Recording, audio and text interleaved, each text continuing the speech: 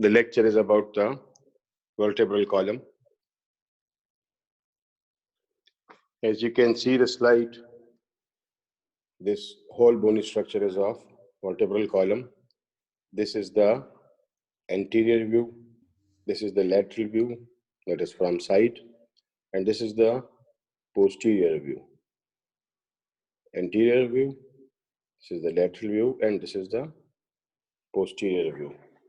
So vertebral column, it starts at the atlanto-occipital joint or at the first cervical vertebra.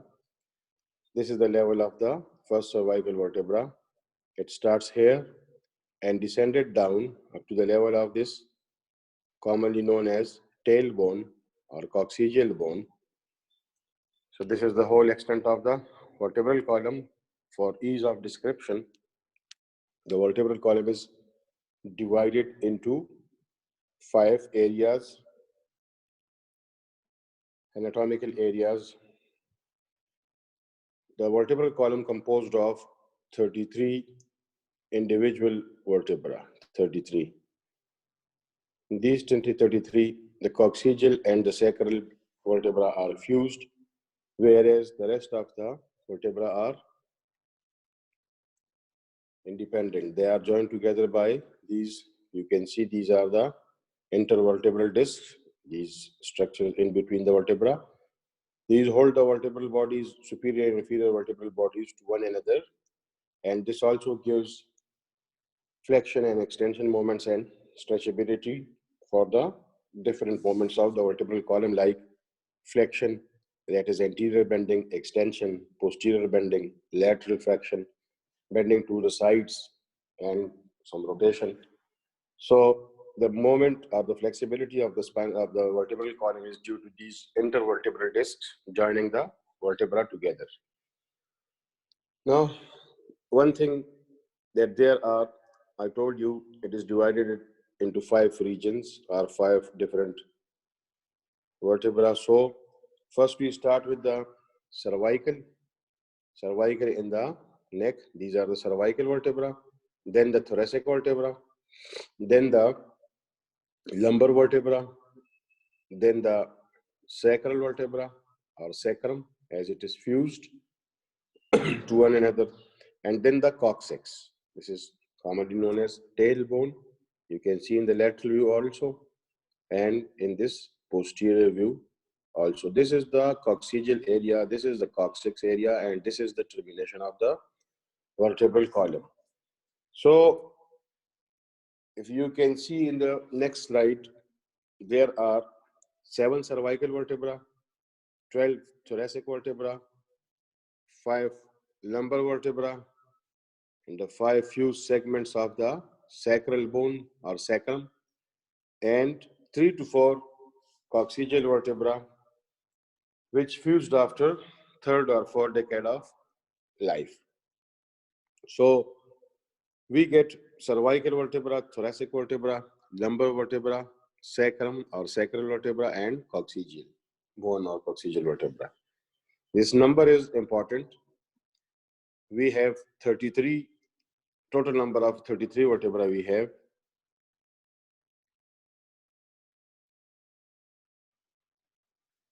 We have a total of 33 vertebra, 7 cervical, 12 thoracic, 5 lumbar, 5 sacral, and 3 to 4 coccygeal. These vertebra are connected, as I told you, by the intervertebral discs. These are the intervertebral discs in between the vertebra. These are the intervertebral discs. The intervertebral discs occupied 1/4 of the length of the vertebral column. Clear? Up till this point, clear? Clear to everybody?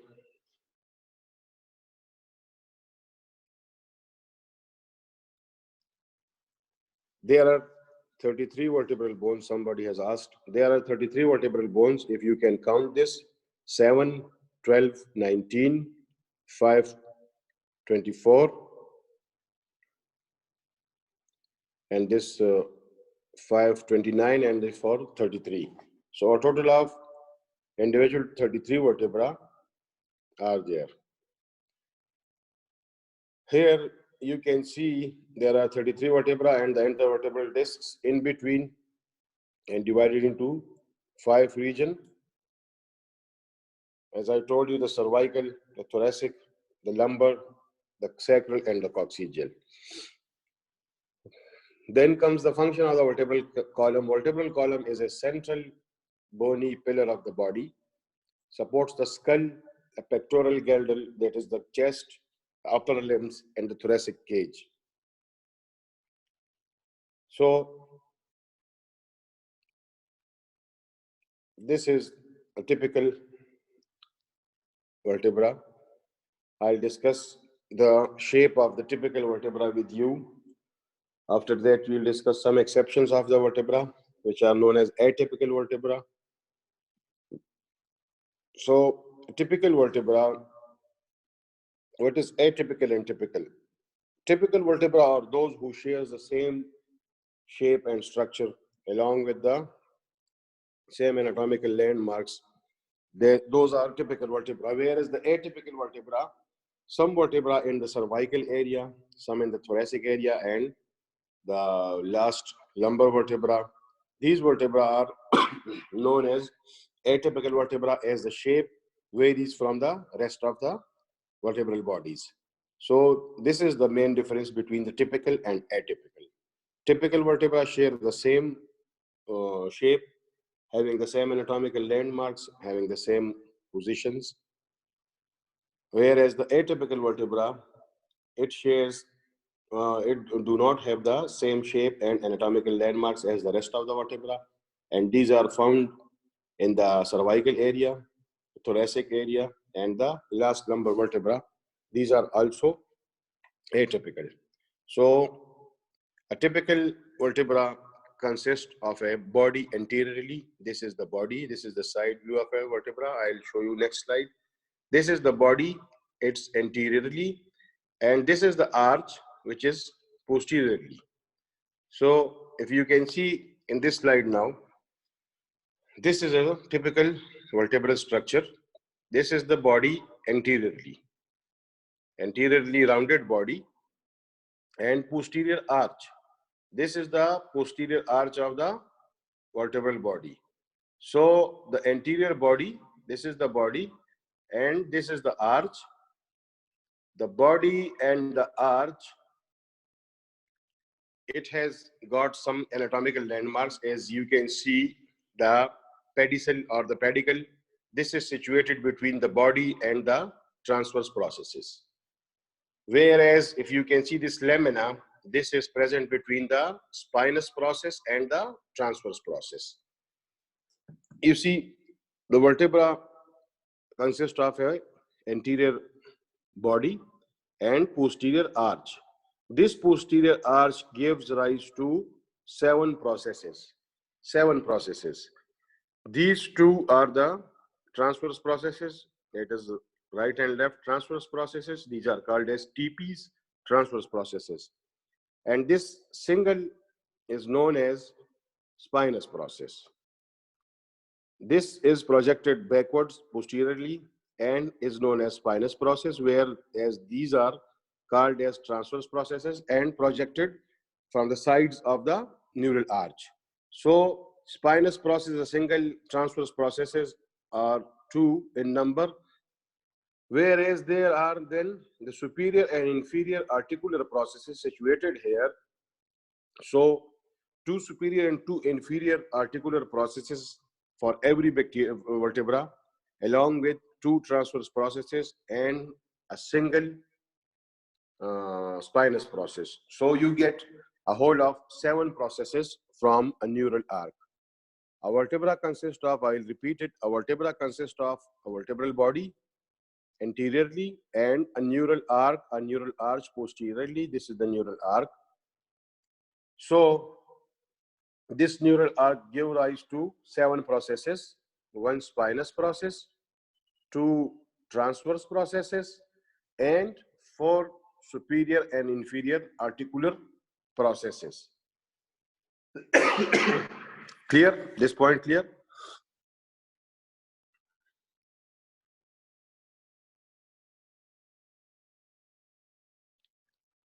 Please respond. The structure of the vertebra. Should I repeat it or it is clear?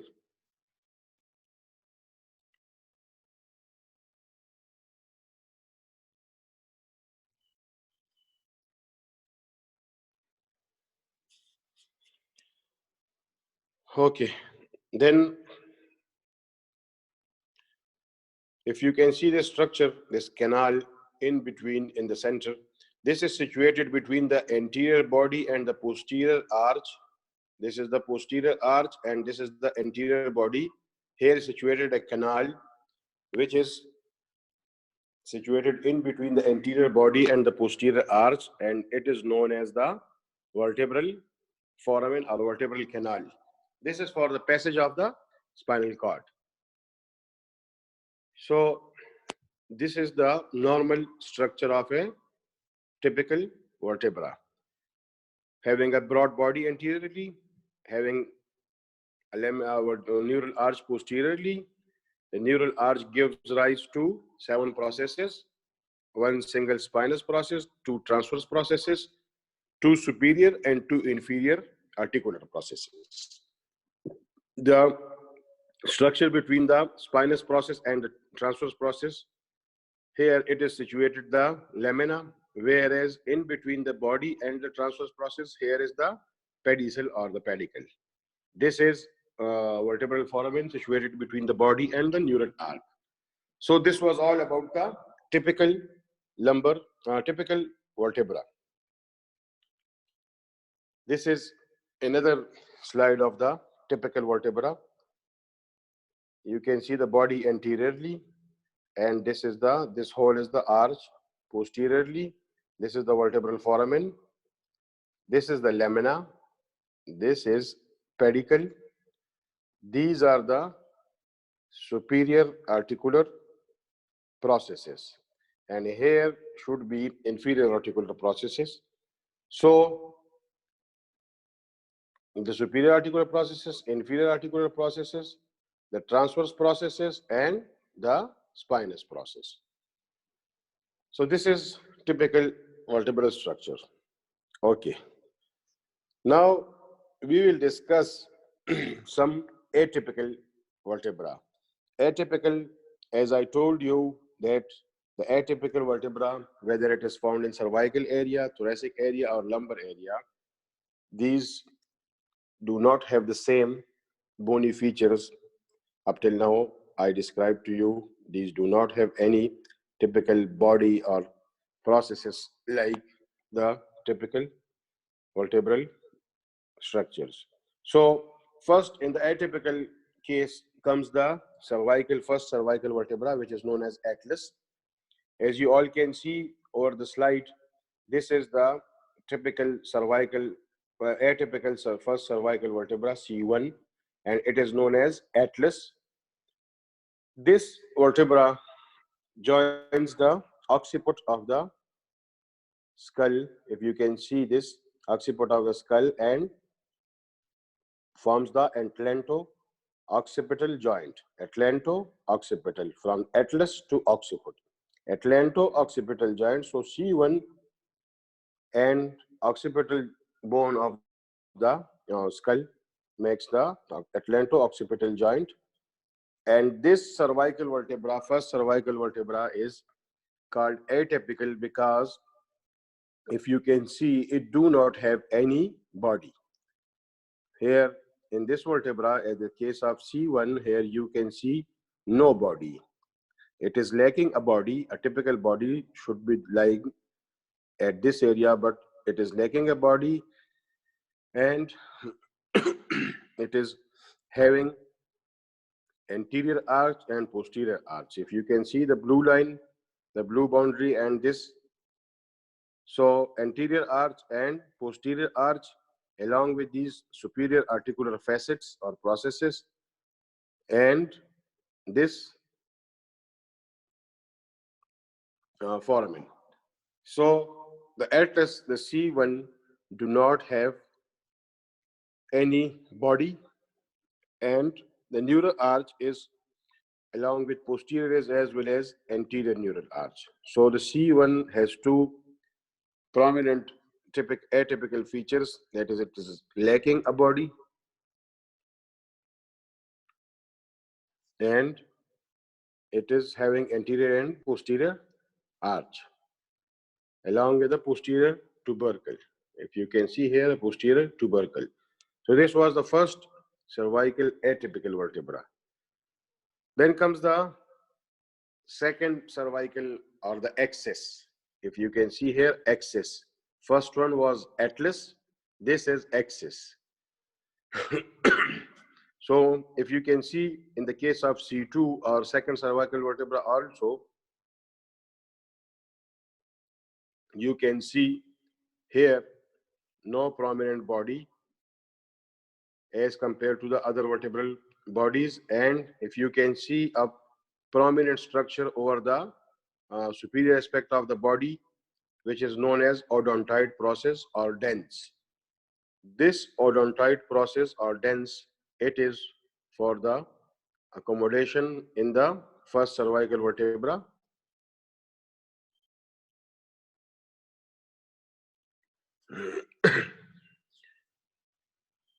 So if you can see, the body is not that rounded and anteriorly, and it has got a dense or odontoid process over the superior aspect. Whereas if you can see the spine is very short and bifid. The other vertebral spine I showed to you was single. Whereas the spine in the case of second cervical vertebra or C2 or axis, it is bifid. You can see this is the lateral aspect and this is the posterior aspect.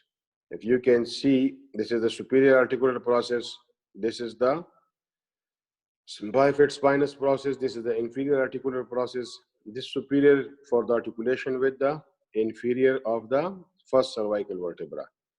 So the first and the second cervical vertebra are atypical. The first having no body and anterior and posterior arch. If you can see, this is the slide of the first cervical vertebra, C1 or atlas. Where in the case of C2 or axis or the second cervical vertebra, you get a large prominence over the superior aspect of the body, and it is known as odontoid process or dens. Whereas the spinous process got two processes, so it is bifid spinous process, and these characteristics are specified for the atypical second cervical vertebra. Then comes the remaining cervical vertebra shares the same bony features with other vertebral bodies. As I discussed with you, this is the basic vertebral structure, having a body and an arch posteriorly, having a foramen or canal in between the body and the arch, and from the arch there exits or there arises 7 processes: 1 spinous process, 2 transverse processes, and 2 superior and 2 inferior articular processes. So this is a basic vertebral structure. Now you compare it to the first and second cervical vertebra, you will get to know that there are certain features lacking, and that's why the first and second cervical vertebra are called as atypical. Then we proceed towards the lumbar area. In the lumbar area, this L5, this is the 5th lumbar vertebra. As I told you, there are 5 lumbar vertebra. So this is the 5th lumbar vertebra, and this is atypical. This is atypical just because you can see the slide here. The vertebral body is large because of the weight of the spine or the vertebra over it. And if you can see, the processes are arising from the pedicel as well as the lamina, from the body and the arch both.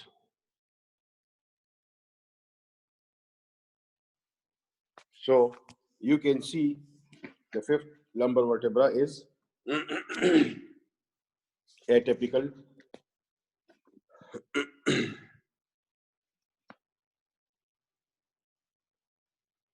Clear?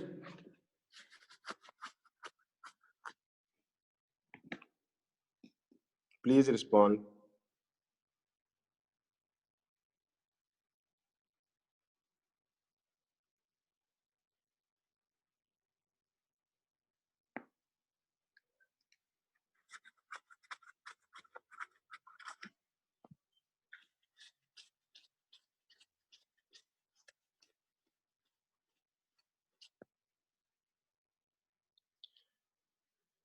The thoracic, I will tell you. Thoracic, I will tell you.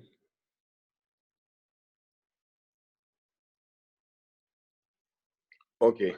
So somebody is asked to repeat this.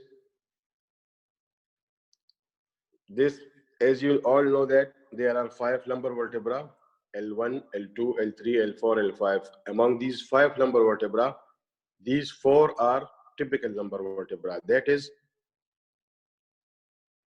these 4 are typical vertebra. That is, they are having the same structure and body features, bony marks over them. So these are the typical lumbar vertebra. Whereas this 5th lumbar vertebra is atypical. 5th lumbar vertebra is atypical just because of its broader body, and the processes are arising from the body and the arch both.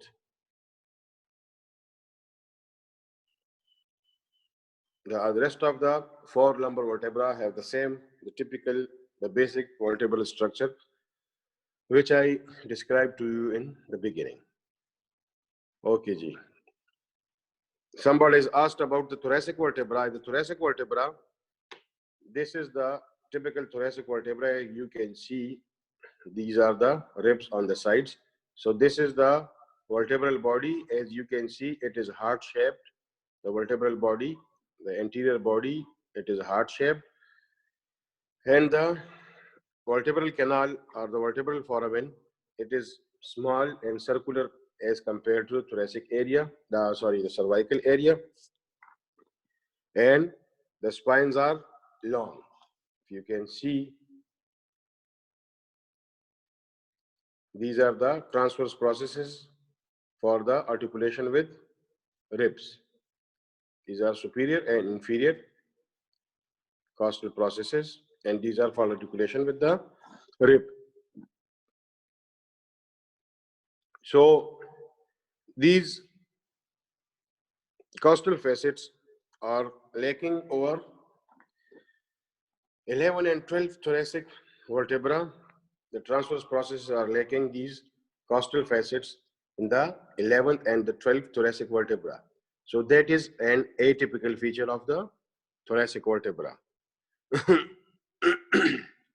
The thoracic vertebra having anterior body, as you can see, a heart-shaped interior body and a small circular foramen or vertebral canal and long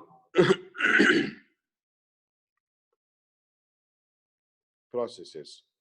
So this is the thoracic vertebra, whereas the costal facets for articulation with the ribs is missing at the 11th and the 12th thoracic vertebral transverse processes. So this is about the thoracic vertebra. These are 12 in number, but only the 11 and the 12 are having those are not having those costal facets over the transverse processes. The rest of the thoracic vertebra have the same shape and bony prominences.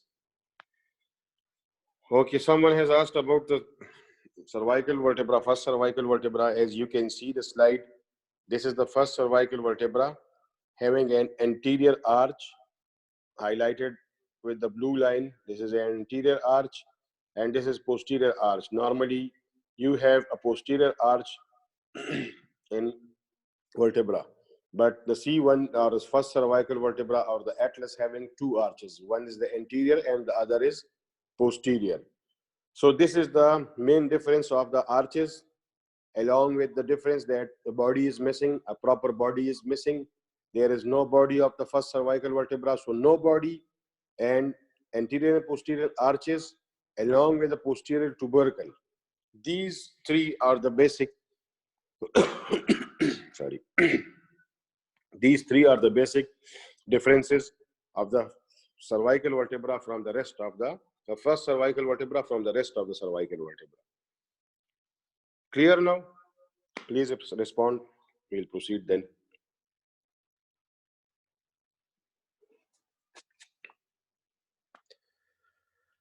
Okay.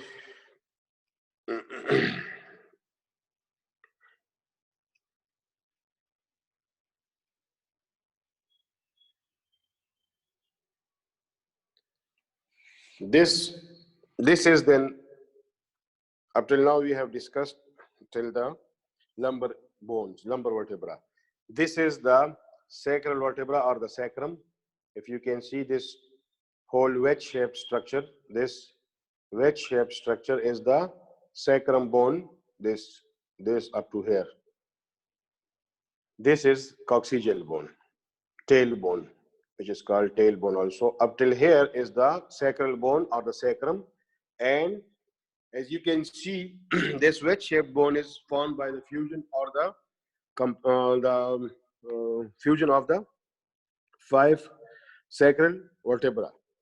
So superiorly here, it articulates with the 5th lumbar vertebra, and inferiorly here with the coccyx, whereas on the sides, it articulates with the iliac bones of the hip bone. So superiorly, the sacrum articulates with the lumbar bones, lumbar vertebra, inferiorly with the coccygeal vertebra or the coccyx, and on the sides with the iliac bones to make the sacroiliac joint. This is the sacrum. And as the 5 vertebrae are, you can count it, as the 5 vertebrae are fused together to form a wedge-shaped structure, the sacrum. And here in the structure of the sacrum, there is no typical or atypical features, as the whole of the 5 vertebrae are fused together. So this is about sacrum. Now comes the coccyx or the tailbone. As you can see, it starts here, and the coccygeal bone having 3 to 4 individual vertebrae which fuse together to form a single coccygeal bone or tailbone. You can see this is the coccygeal area, this is the anterior view, this is the posterior view, and this is the lateral view. So we got cervical, thoracic, lumbar, sacral, and coccygeal vertebra. All the vertebra, almost all the vertebra are typical. Just the C1, the C2, the 11th and the 12th thoracic, the 5th lumbar. These vertebra are atypical. That is, these vertebra do not have the same shape and the bony features as compared to the rest of the vertebra of the vertebral column. So you should get your concept of typical and atypical vertebra from here. Clear till this point? Please respond. Clear?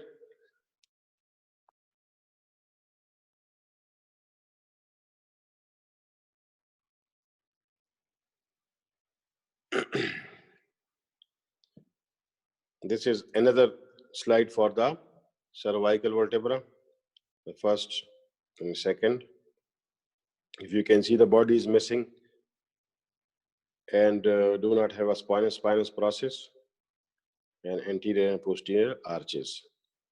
This is another view of the axis, that is the second cervical vertebra. You should identify this odontoid process along with this bifid spinous process along with odontoid process over the superior aspect of the body. This is the characteristic of second cervical vertebra. Then one thing about the 7th cervical vertebra, it is also known as vertebra prominens, just because it has got the longest spinous process, and that's why it has It is called as vertebral prominence, vertebra prominence, the seventh cervical vertebra. As you can see, it has the definite anterior body, the posterior arch, having the vertebral canal or vertebral foramen in between the body and the arch. These are the foramen transversarium. This is the articular processes. And if you can see, the spinous process is very long and not bifid, it is single. And it is the longest spinous process. It is the longest. So you can see the seven cervical vertebra. Just by the length of the spinous process, it is also atypical. Then, as I discussed with you, the typical thoracic vertebra, that is the thoracic vertebra sharing the same shape and structure. This is the anterior body. This is the posterior arch. This is the vertebral canal or foramen. These are the superior facets. These are the transverse processes. And this is the single spinous process. This is pedicel. This is lamina. So you see, you got the common features in all of the vertebra except the atypical vertebra. This is another view of the vertebra. If you can see, this is the superior view, this is the inferior view, this is the anterior view, this is the posterior view of the second cervical vertebra, whereas this is the first cervical vertebra.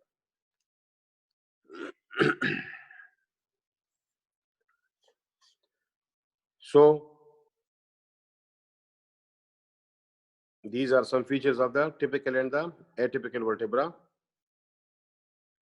Now we come to the vertebral curvatures or vertebral curves. If you please have any question regarding the vertebral bodies, the vertebral bodies numbers, anything you can ask.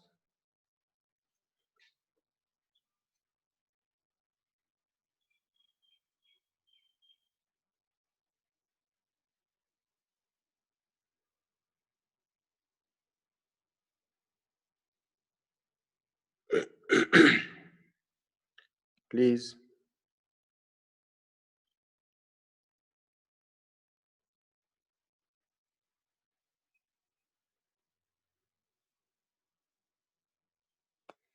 Somebody has asked about the foramen transversarium. This foramen transversarium gives passages to this gives passage to the vertebral vessels, that is the vertebral artery and vein. This foramen transversarium on the sides.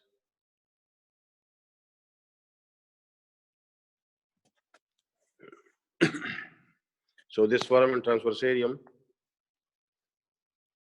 this gave rise to the passage of the vertebral vessels, that is the vertebral artery and the vertebral vein. Anything else?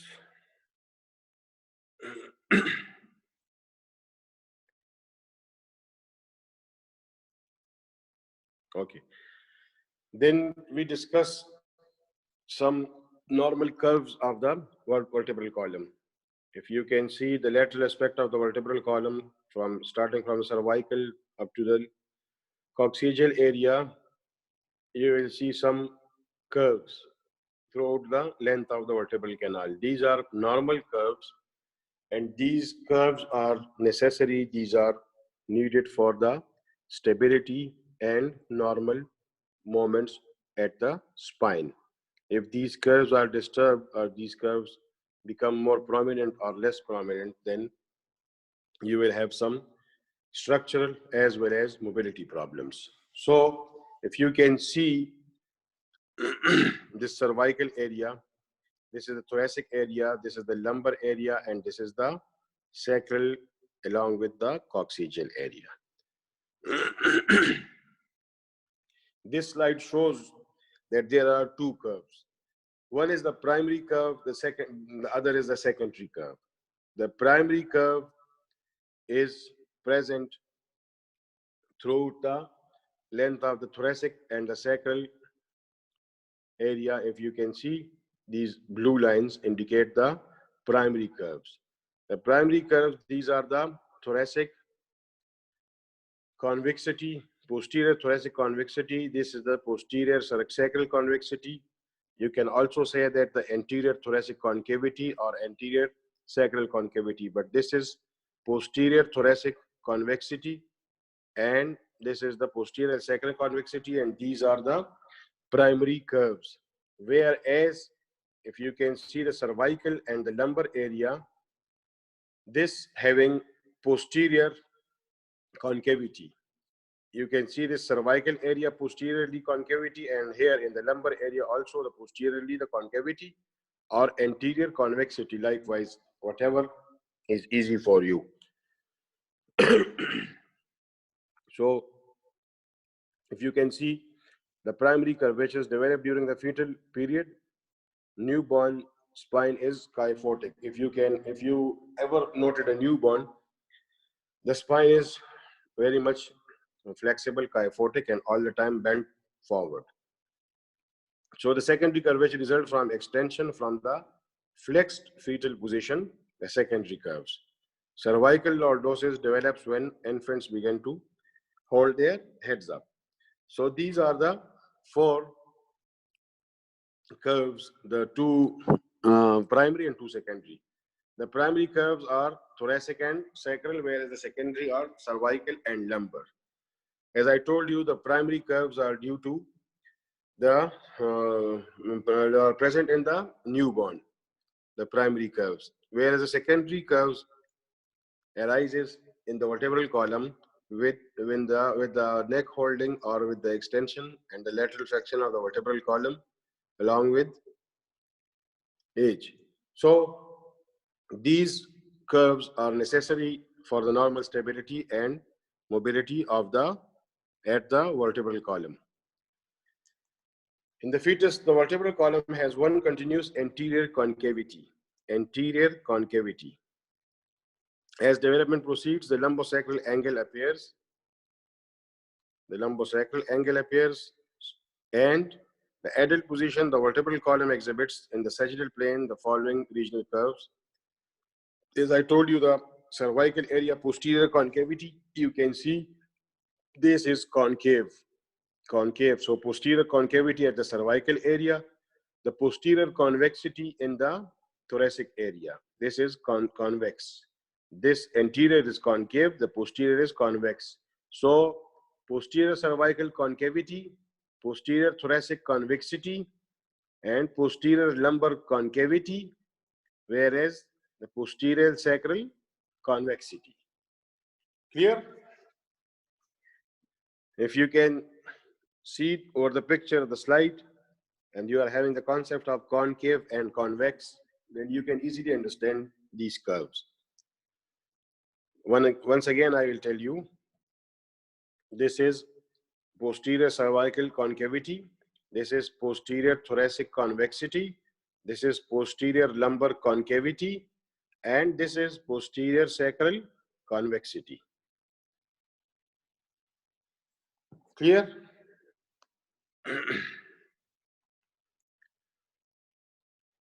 Okay, then comes the moments of the vertebral column.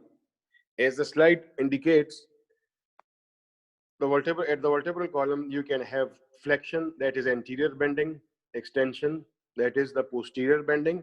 This is the extension, this is the flexion, this is the normal anatomical position.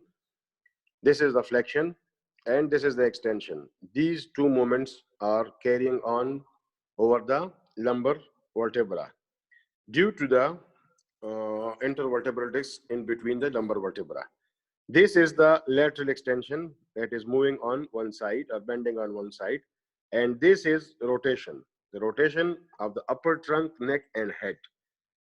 This is also happening over the vertebral column. So extension, flexion, lateral extension or flexion, and rotation.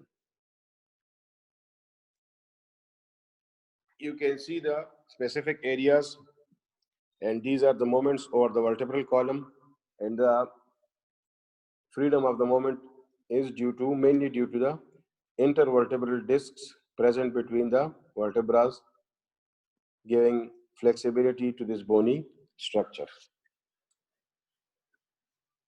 Clear?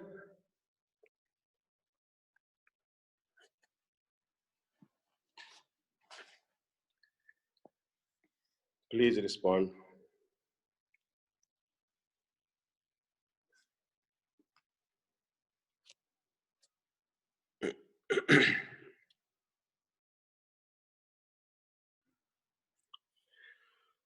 Okay, so this was all about the vertebral column, the vertebra, the typical and the atypical. Please note the number of vertebra and the typical and the atypical features of the cervical, the thoracic, and the lumbar vertebra. Now I'll discuss some clinically important slide with you. If you can see this, this is the intervertebral disc present between the superior and inferior two vertebra, superior and inferior. If you can see this disc, this is made of fiber cartilage, and it is having a connective tissue in the center, which is known as nucleus pulposus. This nucleus pulposus is bounded by this annulus fibrosus. So this is the normal disc. If you can see in this picture, the annulus fibrosus disrupted due to unstable movements, and the disc herniates posterolaterally. The disc herniates posterolaterally, and if you can see, this is a spinal nerve. So this disc, while herniation to the posterior aspect, compresses this spinal nerve, and this gives rise to the problems related to the spinal nerves. As you all might have heard about the sciatica, that is the leg pain or arconesa. So this sciatica, this is due to the compression of this spinal nerve due to this herniation of the intervertebral disc, the nucleus pulposus portion of the intervertebral disc through the nucleus annulus fibrosus. If you can see the dictation, the herniation occurs when the nucleus pulposus protrudes or herniates through the annulus fibrosus. This is another rim. This is another rim enclosing this nucleus pulposus. This is made up of fiber cartilage, and this is bounded by this annulus fibrosus. So if this annulus fibrosus disrupts, this nucleus pulposus protrudes posterolaterally, either on this side or on this side, but posterolaterally. It cannot go anteriorly, just because the flexion and the extension of the vertebral column limits it to protrude anteriorly. So the only place it will have, or it will herniate, is the posterolateral aspect, either over here or over here.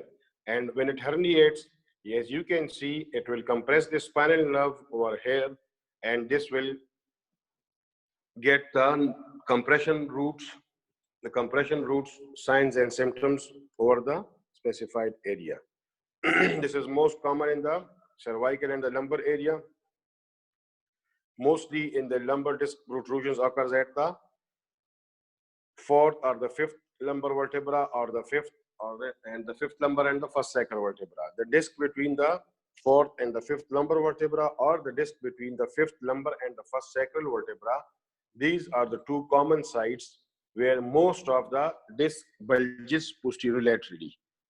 And after the lumbar area is the second most common site is the cervical area. So this was a clinical important related to the vertebral bodies. As I told you that the intervertebral disc made up 1/4 of the vertebral canal. So the intervertebral disc, these are made of fiber cartilages, and these give stability and flexibility to the vertebral column. And at times, when it disrupts, that is the annulus fibrosus around the nucleus pulposus, it disrupts due to any injury, directly or indirectly, or postural changes, or weight, overweight, or fetus, women having fetus. This also stretches the vertebral column anteriorly and gets a posterior lateral protrusion or herniation of the nucleus pulposus through the annulus fibrosus, resulting in nerve root compression, sign and symptoms. Okay, ji. Clear till now?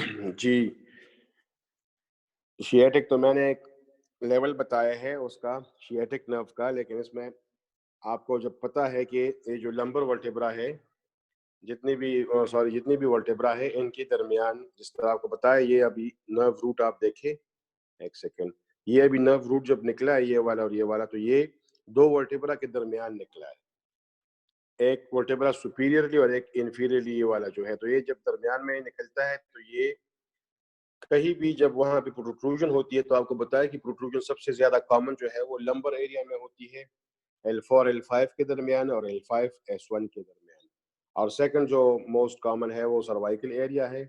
तो जब protrusion होगी lumbar area में, तो वो ज्यादातर आपके lumbar जो roots है उनको डैमेज करता है, और लंबर रूट से ही आपका शियाटिक नर्व जो है उसकी सप्लाई जो है वो उसे लंबर रूट से आती है। तो इस वजह से कॉमनली मैंने आपको कहा कि अगर लंबर एरिया में होगा तो वो शियाटिका करेगा। शियाटिका वैसे एक नाम दिया गया है इसको पेन के सिम्टम्स को, एक साइड पे लेग में या थाई में up to the buttock, back, even यहाँ पे पेन होती है चलने फिरने के साथ या पोस्चर के साथ, डिपेंड करता है। तो इस वजह से जो है ये शियाटिका का मैंने बताया। अदरवाइज जहाँ पे कंप्रेशन करेगा, जिस लेवल पे करेगा, उस लेवल पे जो नर्व्स होंगी उनको कंप्रेस करेगा और उनकी जो लोकल सप्लाई होगी उनको डिस्टर्ब करेगा। ठीक है,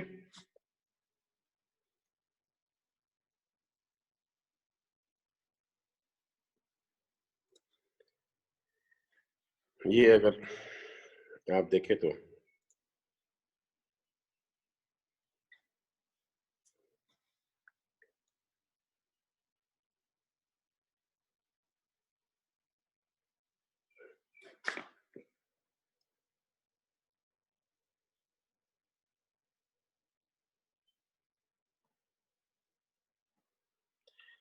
नहीं जी, कॉक्सिक बोन जो होता है वो उसकी वो फ्यूज्ड होता है, तो जिसकी वजह से जो है कॉक्सिजल एरिया में मोबिलिटी ज्यादा नहीं होती।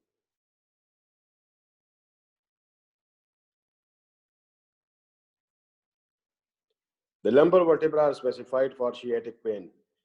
If you just open your book for the sciatic nerve, you will come to know that sciatic nerve gets its root from the lumbar portion of the spinal cord.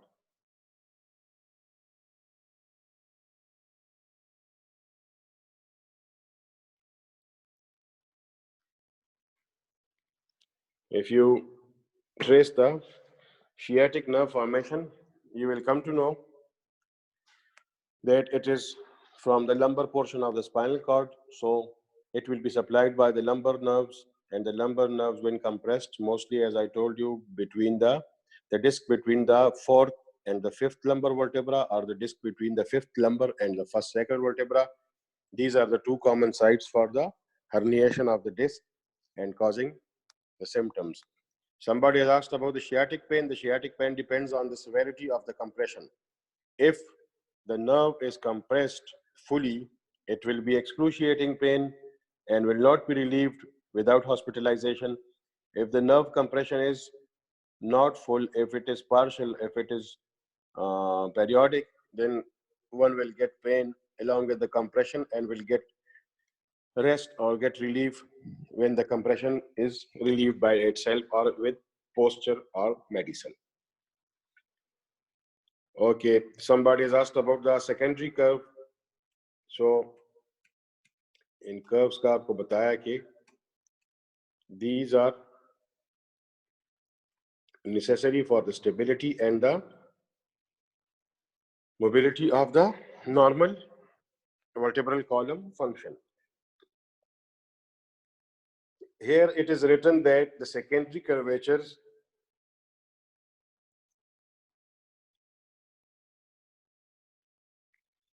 result from the extension from the flexed fetal position. Cervical lordosis develops when infants begin to hold their heads up. Lumbar lordosis develops when toddlers begin standing and walking, set at puberty.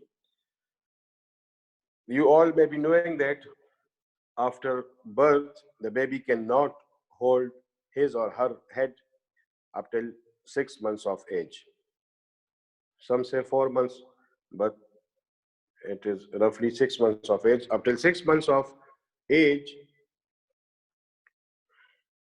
the baby cannot hold her or his head, and that's why there is no secondary curve.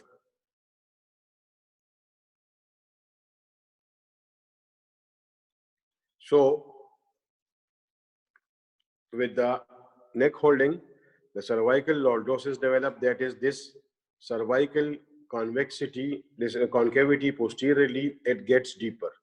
This cervical concavity, it gets deeper, whereas anteriorly, it gets cervical convexity. Same is the case here with the lumbar lordosis.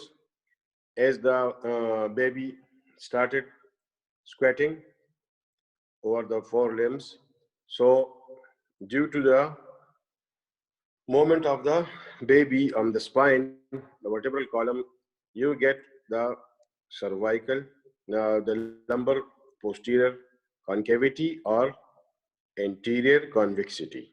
So these two curves are secondary curves present or made after the neck holding and the movement of the baby, but in the primary are present at the thoracic and the sacral kyphosis.